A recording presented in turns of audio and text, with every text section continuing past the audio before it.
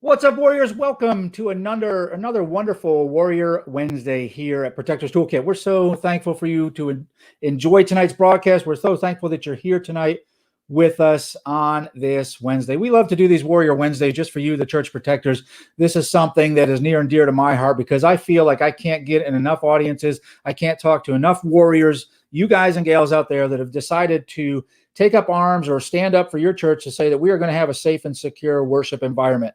So welcome tonight to our Warrior Wednesday. If you're new here, if you're just joining us, this is your first time, hit that comment section over there. Let us know where you're joining us from. Tell us a little bit about you and your church, and we'd love to chat with you. Also, don't forget, in that chat box over there is a great place to drop your questions while I'm live. I'll answer your questions live if I can get to them. I want to see what you have out there. And if I can't get to them during this broadcast, I will get to them in the comment section, and I'll tag you in there as well. Carson, so glad that you're here. So glad to have you back. Can't wait to get to see you again sometime this year, my friend. Hope your new year was wonderful. So let's jump into tonight, but let's orient ourselves first and foremost to what Protector's Toolkit is all about. Protector's Toolkit, the guiding biblical principle for us is this: Proverbs 18:15, and it tells us, an intelligent heart acquires knowledge, and the ear of the wise seeks knowledge. Now, in that easy to read and understand version of the Bible, it says it this way: wise people want to learn more, so they listen closely to gain knowledge. And that's really what we're all about here at Protector's Toolkit. Jim, I see you out there just joining us. Thank you so much. And Woodstock, Georgia, that's awesome. Great to have you here tonight, Jim. As a church protector, I think one of the things we're going to talk to about tonight, de-escalation, is one of the most critical skills we can possess as a church protector. Why? Because it involves the thing that we're going to be doing the most. That's interacting with people in our church.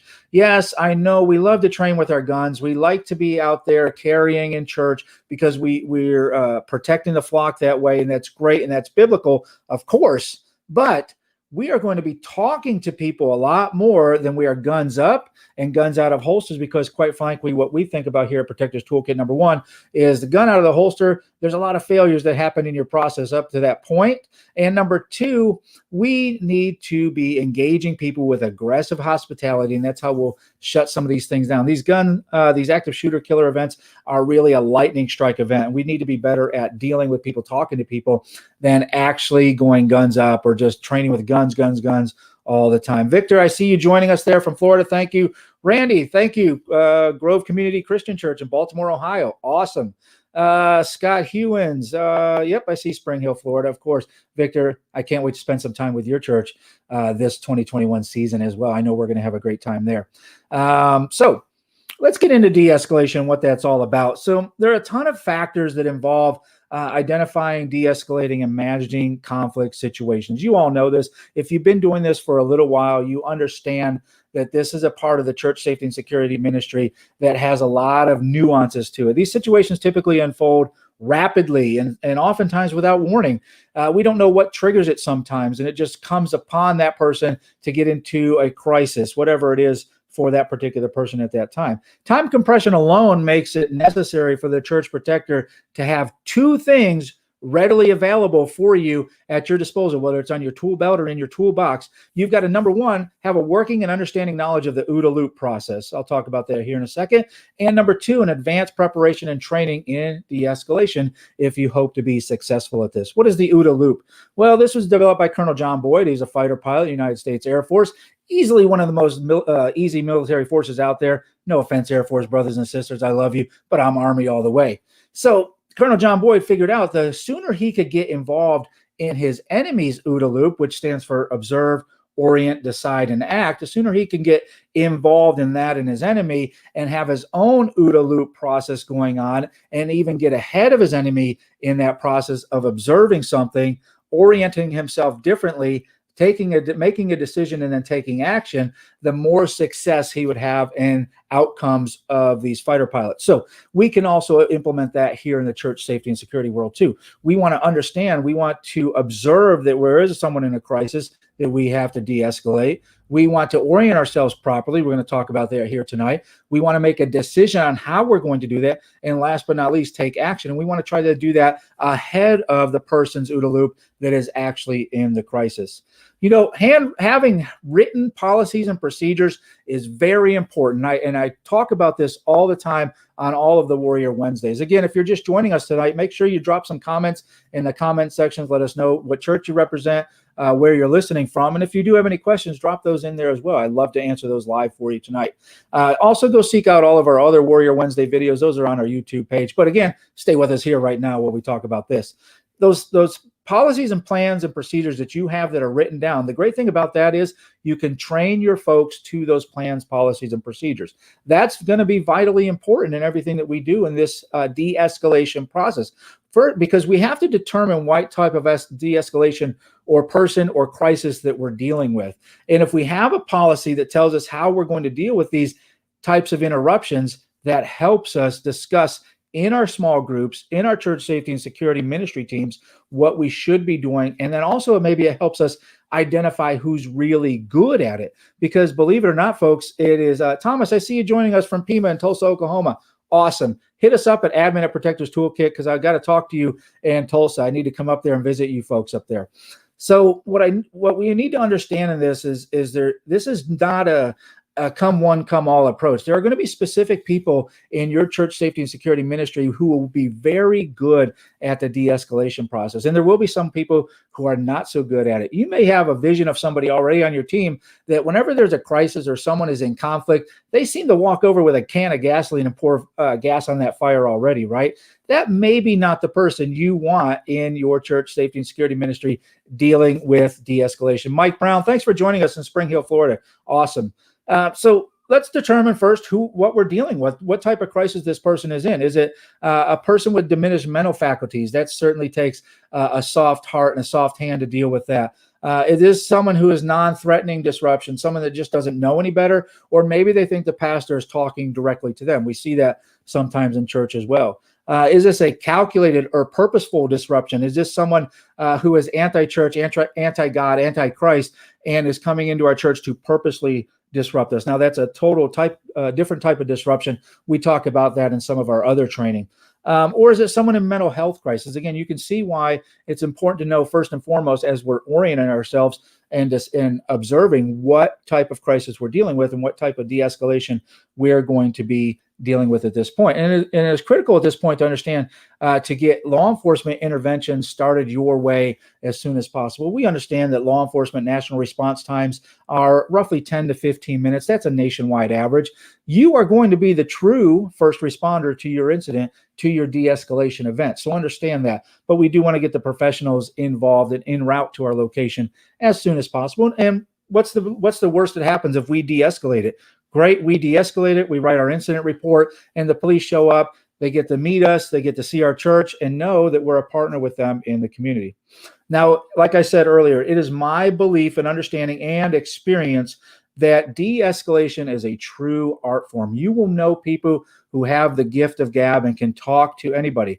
For my church, I happen to be one of those people. I like talking to people. I like figuring out people. Sometimes in these type of situations, I look at it as a puzzle. And when the time crunch is on, I love that crunch as well. And it makes me excel at this particular art form. However, there may be some people who aren't great at it, don't have the gift of gab, or maybe just don't want to engage in these type of things. So pre-identify these people as your de-escalators or people that you want on your team to be engaging with people, and that will help you in advanced preparation. Remember, I've heard this said before that the body can't go where the mind has never been, and that means we program up here so our body can perform. We're not going to rise to some Herculean effort, or we're not going to be one of these action stars if we haven't programmed ourselves first. We're going to fall to our lowest level of training, quite frankly, in a crisis situation. So just understand that. To be able to verbally de-escalate conflict, it takes patience, it takes tact, And to be just quite frank with you, it takes the ability to control your pride and to control your ego. What we have to understand that this is not a personal attack. This person is not personally attacking you. They're attacking whatever they're angry at. They're attacking whatever's around them. They're attacking maybe the authority that you represent. So we have to take that ego and that pride, and we have to set that aside. And for some of the church protectors, that may be a little bit more difficult than others. And so when you're deciding who your team is, your response team is for this, that's some things to consider. Who can set that pride aside? Who can set that ego aside and really get one-on-one engaged with this person that is having this crisis and causing this disruption that you're having to de-escalate. Aggression arises from frustration. It's one of the prime triggers of conflict, and this can occur in anyone at any time, especially if someone wants something that they cannot have, whether it's they want entry into your premises, into a certain building, they want access to areas they shouldn't have access to, maybe they want a specific seat in church. We've experienced that recently in my own church, and that we had to de-escalate a person who wanted to sit in a certain area. So we prepare ourselves in advance by understanding that aggression is bred out of frustration. And the sooner we can lower that frustration or take that frustration away, that aggression may not come in.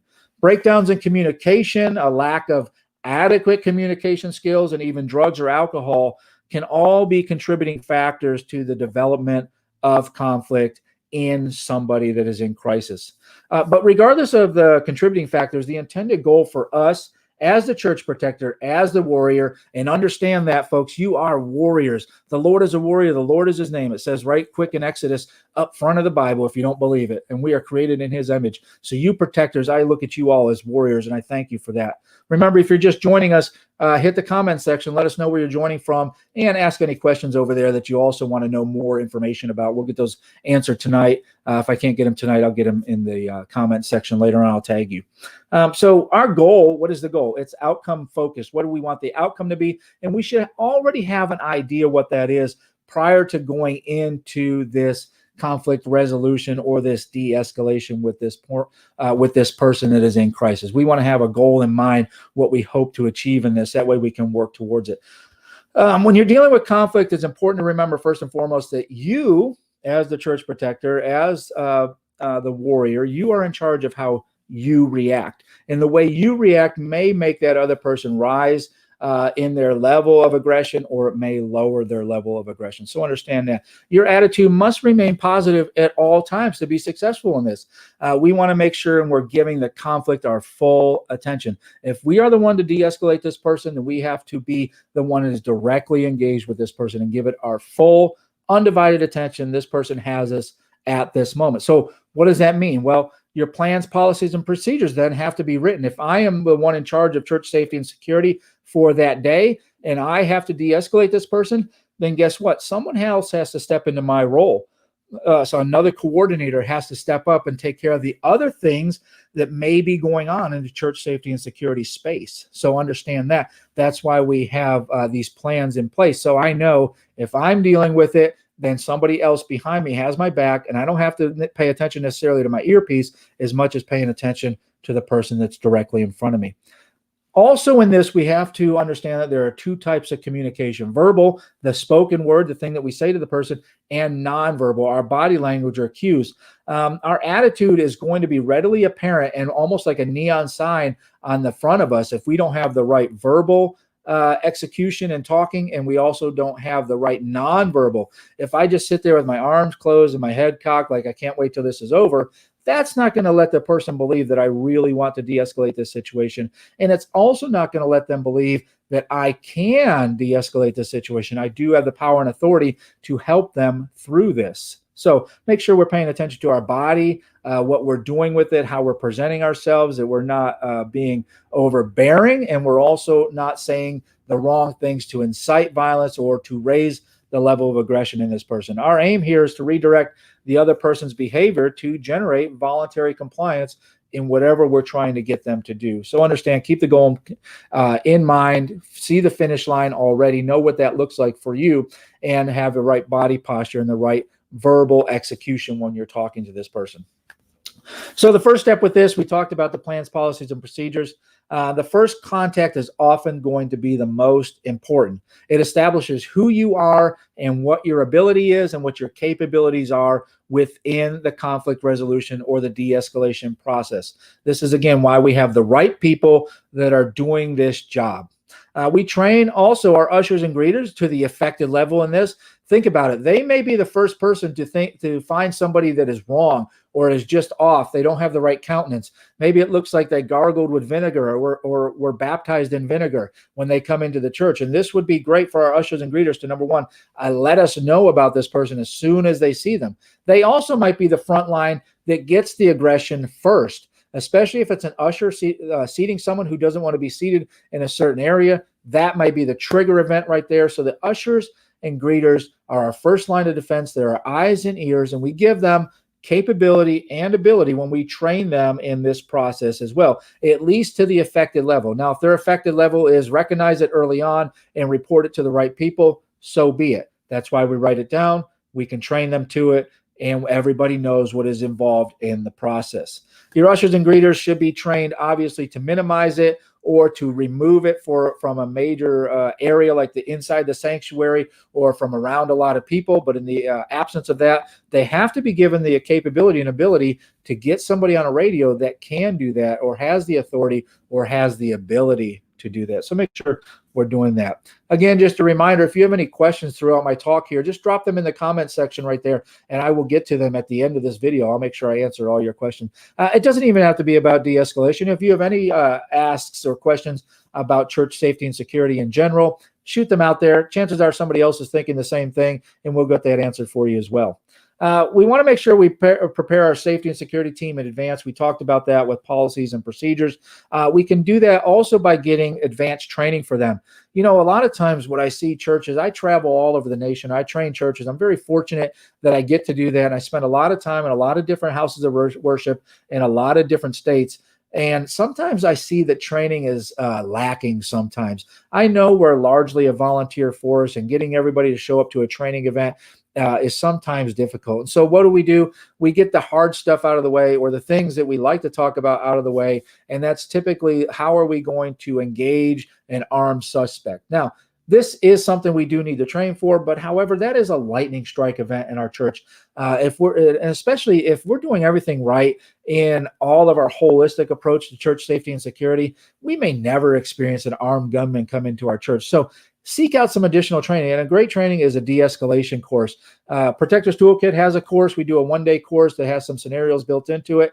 And we also have a patterned behavior recognition course where you can start recognizing patterns in people, and then you can cut them out of the herd, so to speak, and recognize the outliers, the lone wolves, the savage lions, if you will, from the Bible as described to us, that are coming into your church to do harm or cause disruption.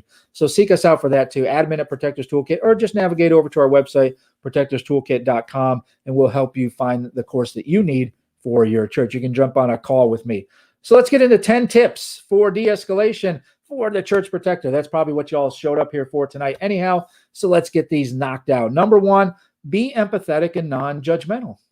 When we're talking about de-escalating somebody, we have to come into it, no matter how we know this person, if it's our first time meeting them or we've known them or their family for a little while, we first and foremost want to start with a clean slate. We want to be empathetic to their problem and non-judgmental. Listen, this crisis that they're describing to you or whatever they're aggravated about may not mean anything in the world to you. I will tell you, the person that wanted to sit in a certain seat in our church, that didn't mean anything to me. But you better believe I made that person feel like it meant the world to me that they get to sit in a place that they want to sit. You see what I'm saying here? If someone is in crisis because their cat died and you don't happen to be a cat person, at least in that moment, you better fake being a cat person. It will come across to the person that you care about them when you start having a little bit of empathy and a little bit of sympathy in what they are saying. Number two, we're going to respect personal space. We remember the 3 P's about personal space. Number one, position, posture, and proximity. We don't want to do a lot of touching about people, and we're going to tactically telegraph the things that we're going to do when we're dealing with people in crisis. What do I mean by that? Tactically telepath or telegraph it. We're going to tell them exactly what we're going to do. Hey, I'm going to sit down. Is that okay with you? We don't just jump into it and do it. We allow them to be involved in the decision-making process when we are tactical and telegraph what we're going to do ahead of time. Hey, I'm going to come on this side of you and we're going to work through this problem. Again, we give them all the information. We don't violate anybody's personal space unless they are asking for that. If someone just needs a hug, you better be the best hugger on the planet. We need to be giving more hugs in church safety and security than we need to be practicing on how to get our guns out of the holster. Just quite frankly, I'll tell you that. We also want to make sure, number 3, we use non-threatening nonverbals. People in distress are going to hear your words a lot less than they are going to see what your body is doing. If you are just overbearing, standing over them, you have your fists clenched, or you're in a fighting stance, your arms are crossed, any of those things are going to give off a bad vibe about what you're there for, and it belies your true intentions, which is get this over with. If you mess up, I'm taking you out. That's not what we're doing in de-escalation. Now, there may come a time and a place in de-escalation where we do have to de-escalate somebody that way. But if they're in a crisis and it's not a weapon involved or something of that nature, nobody's life is in danger, then we're going to try to de-escalate through words and body posture. Be mindful of your gestures, your facial expressions, your movements, your tone of voice. Keeping a tone and body language neutral will go a long way into resolving this crisis. Next, keep your emotional self in check. And what do I mean by that? We talked about it earlier. You grab your zipper way up here at the top, pull it down, and take off that ego, throw that to the side, and take your pride, toss it over there as well. The ego and pride in this event is going to lead to disaster for us. It's not going to lead to a great de-escalation for this person. And quite frankly, it may put them off and not open to us to be able to be de-escalated. So we take our ego and we talk this, we remain calm and rational and rational, and we take the self out of it. We are not the problem here, but we can be if we inject ourselves into the problem. What do I mean by that? If I make the problem all about me, or I tell them how I believe what they're saying is true and it happened to me too, I'm putting myself in that situation. We want to maintain as much neutrality as possible, just like Sweden. Just think of yourselves as Sweden if you want to. We want to be as neutral as possible in this situation. Don't put the self in there, because when we put self in there, we tend to make it a lot more about us and less about the person that is actually in crisis.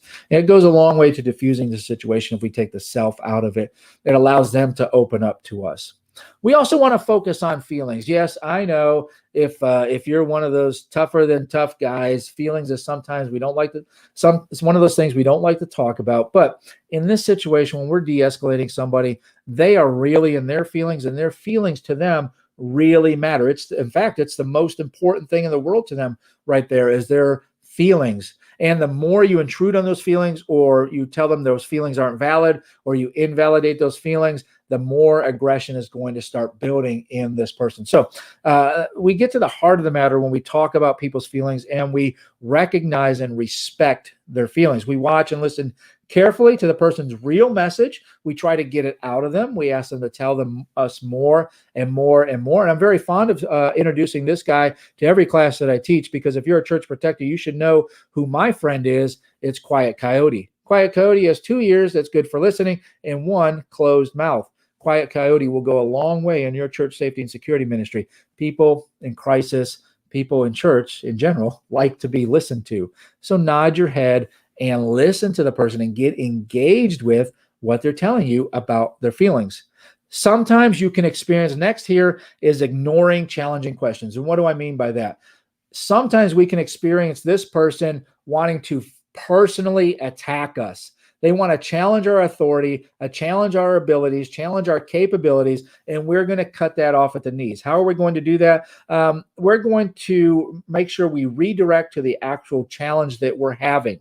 We're not going to rise to that. We're not going to say, well, I do have authority, and this is the authority I have, and this is the training I have, and this is who I've trained under, and I have the full authority of the church. We don't need to say all that, because if we need to say it, they're not going to believe it. They need to believe it by the way we posture ourselves, the way we present ourselves, and how articulate we are in this situation.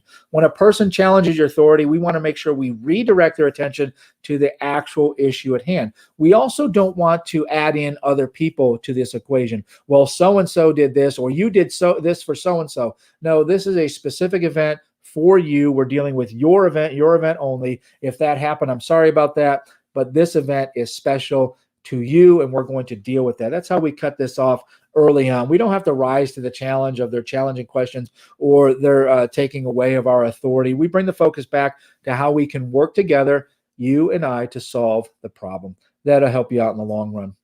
Next one is set limits.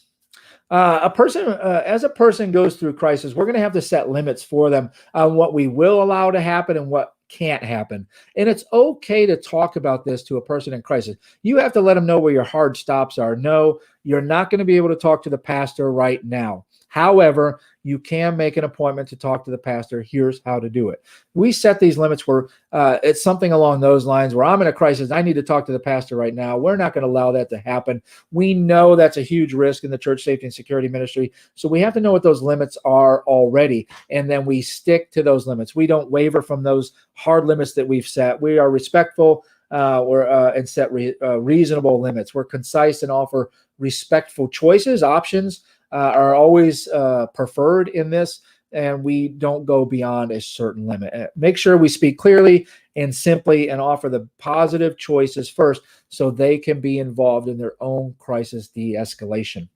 The next is show empathy. This goes without saying, I think, sometimes, but we have to remember that first and foremost, what we do in this ministry is we put our heart on our shirt as a badge. We should be serving everybody from our heart. We have a servant's heart to serve people in this capacity, to put our own lives on the line, to stand in the gap. If the savage wolves and the roaring lions ever were to attack the church, we will be there to stand up for the folks, for the flock.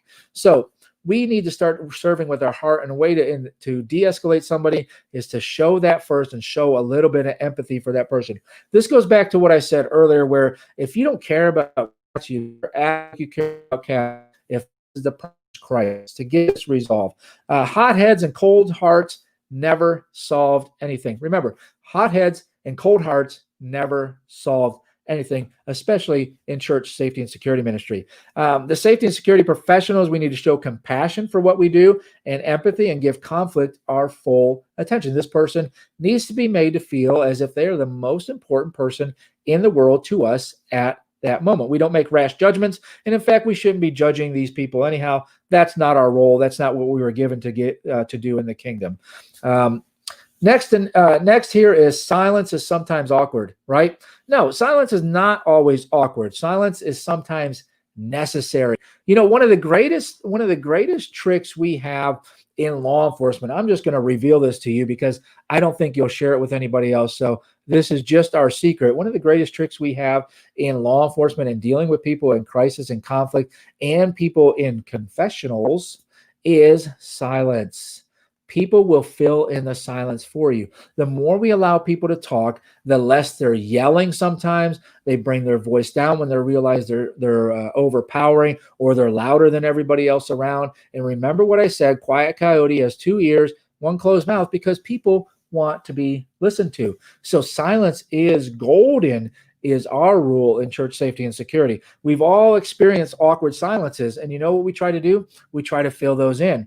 Anytime you've experienced an awkward silence, think back to the last time, maybe it was today, you filled it in with some sort of noise or a comment to the person that was also in the awkward silence with you. And believe it or not, people in crisis will take that opportunity to vent. And when they're venting, they think that we care, we're showing the empathy, and we're de-escalating the person by doing that. Silence can be a very powerful communication tool, especially to the church protector. Last but not least, we allow time for decisions, right? When a person is upset, they may not be able to think clearly. So time is on our side. You know, in some of the other broadcasts I've done on Warrior Wednesday, I talk about the importance of respecting time and distance for the church protector. The more we can respect time, the time of this individual, and allow them to gain a clearer understanding or allow their clearer head to reveal itself, the better we're going to be in this conflict resolution or this de-escalation. A person's stress rises when they feel rushed. We're not going to rush them. This is not a rushed procedure. Even if the police show up on scene, you can have an usher and a greeter have them hold off to the side, especially if it looks like you're making progress. You've taken someone from a 10 to a 3, and they're on their way to a 2 and a 1. You may have the police just wait outside while you complete the process. If this person has put their trust in you, and they've allowed you to de-escalate them all the way to that point, get them all the way home and take them to a good, clear pasture where they can clear their head and rationality can start to come in again. Now, I wouldn't be Guy Beveridge and this wouldn't be Protector's Toolkit if I didn't give you a bonus tip. So tip number 11, or the bonus tip here, is this: practice consistent courtesy. I'll say that again. In everything we do in church safety and security, we practice consistent courtesy. What do I mean by that? The same courtesy you gave the 80-year-old woman in the big fancy hat to sit wherever she wanted, you gave her your arm to walk her down the aisle to her seat, you give it that same courtesy to everybody that we deal with in the church safety and security ministry. Whether it's a congregant in crisis who's having a mental health breakdown, or it's the 80-year-old lady in the big fancy hat, everybody gets the same courtesy from us. And this goes a long way in de-escalating. We treat people the same no matter who they are. We serve with a servant's heart. We remember that in our business, the church business, we might as well be on the first impressions team, because we may be the first impression anybody ever gets of our church, especially if they come in conflict or in crisis. We may be the face of the church. And so our job in what we do is we practice consistent courtesy to everybody. We strive to maintain a positive brand image. Yes, I said it. Just like in marketing, we want a positive brand image of our church. Why? We want people to come back to our brand. We want people to come back to our church. And we are an expert in customer service when we practice consistent courtesy to everybody. And also remember, in all of this, when we're de-escalating people, we want to remember the words of the righteous Right Reverend Dalton from that great training video, Roadhouse, where it is, be nice. So there you go, protectors. We want to remember, when we're doing this, we don't walk in fear. You cannot approach someone to de-escalate them if you are fearful of that conflict to begin with. 2 Timothy 1:7 says this: God did not give us a spirit of fear, but of power and love and self-control. The majority of people in crisis simply want someone to listen to them. A disruptive individual may be calmed simply by receiving a listening ear.